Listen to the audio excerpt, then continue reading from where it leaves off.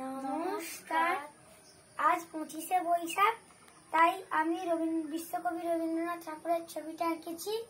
দেখো, আজ আমি এই ছবিটাতে ফুল দেব।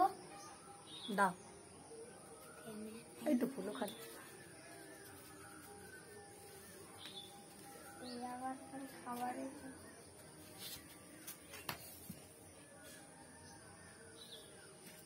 এবার অরূপ দাও।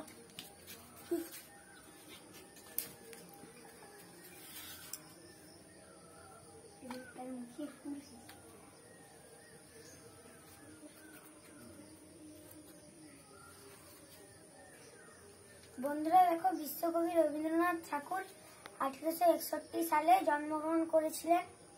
তিনি 1913 সালে নোবেল পুরস্কার পেয়েছিলেন সং অফ ইংলিশের জন্য।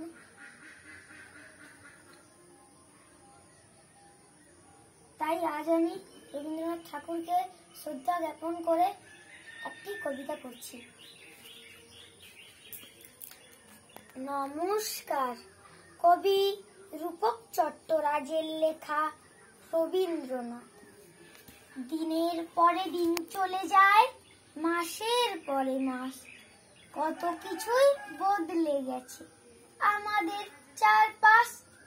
সেই যে কবি জন্মেছিলেন বাংলা বৈশাখ মাসে, কলকাতারই জোড়াসাঁকোয় কত স্মৃতি ভাসে।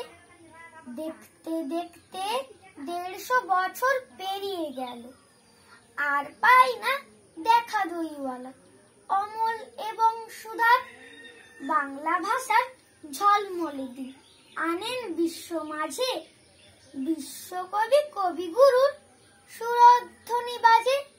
বাংলা ভাষার ভাড়ার পূর্ণ কেউ হবে না অনাথ, দুহাত খুলে দিয়ে গেছেন ঠাকুর রবীন্দ্রনাথ। নমস্কার।